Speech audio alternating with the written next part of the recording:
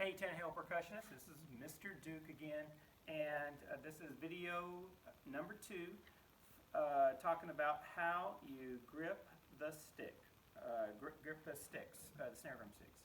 So anyway, in most of your kits, if not all, they should have a pair of sticks that go with them. And let me move my pad out of the way first. So how do you hold the sticks? How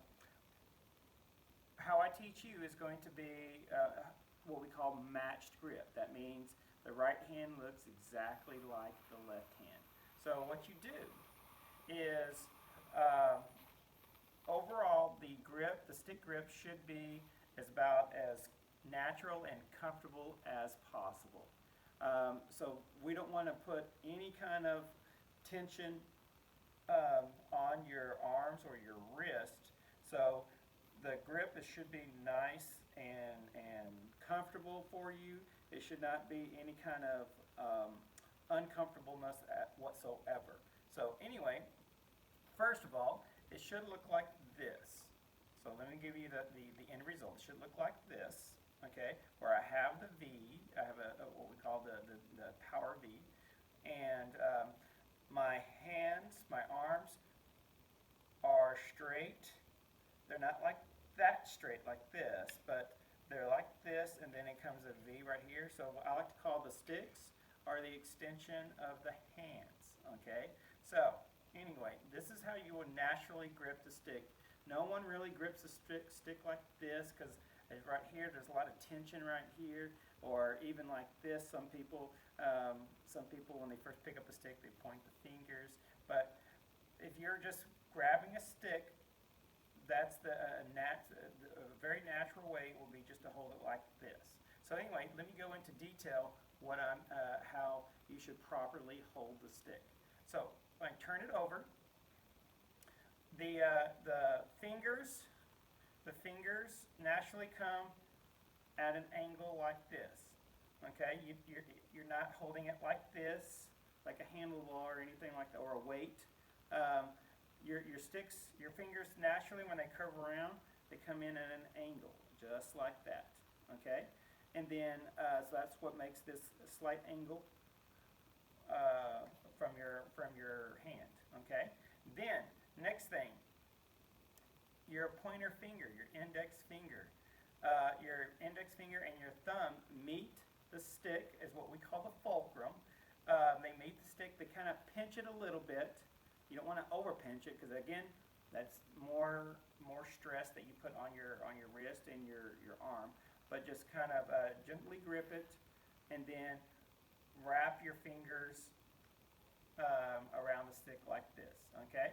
You should not be gripping the stick really hard. This should be very loose, as far as that's very relaxed, I should say, not loose, but very relaxed.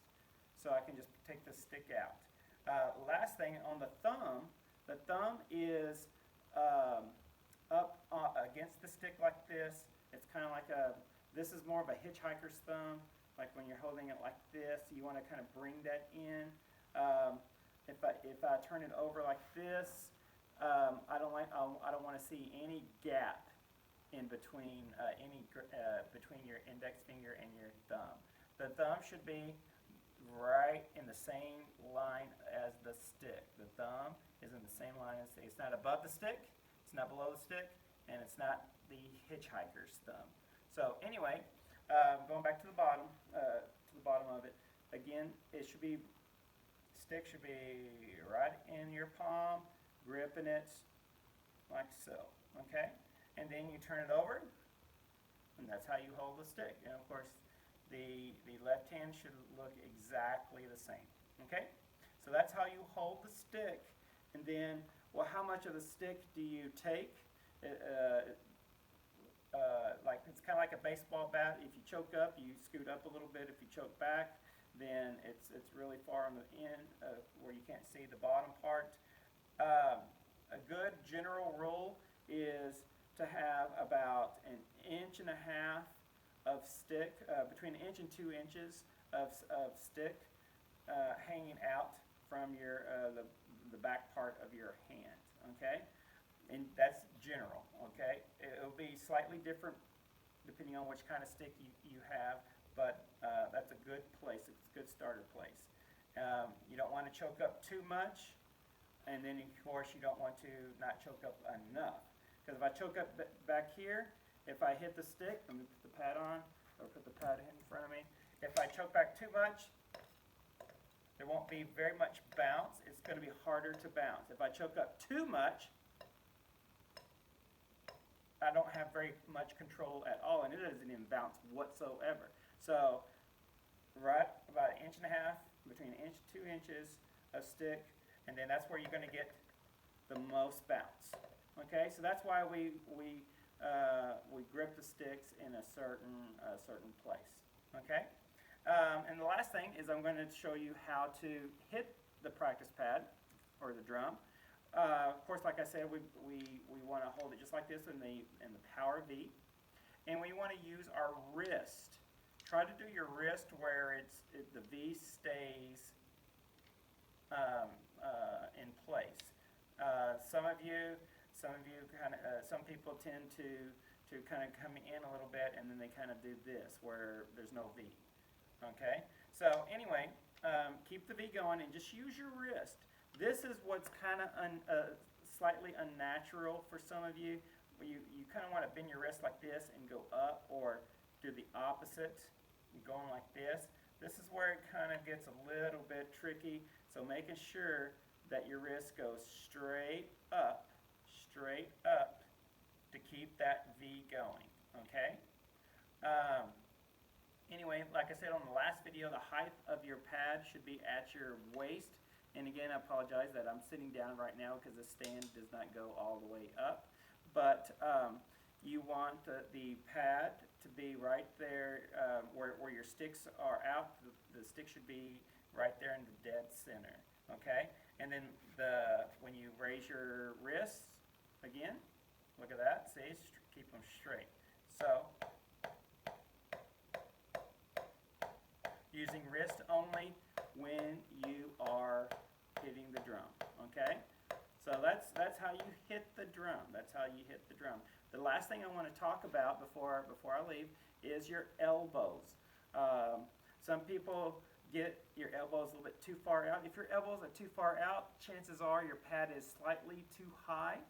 And then the opposite, if your elbows are too far in, a lot of times your pad is too low. Your elbows should be right here in the line of your side. They should be not like gripping the side, but it should be nice and comfortable where there's not a lot of space like this. Just nice and comfortable. And then see my elbows right here. They're right there. I'm not doing this, or I'm not doing this.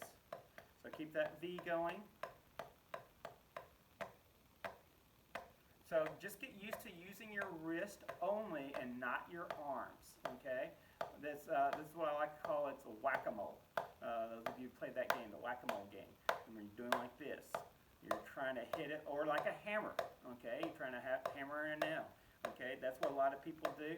You need to get used to using your wrist only, okay? So that's kind of tricky at first, but once you get do it practice, you will get much better, and you don't have to think about it as much.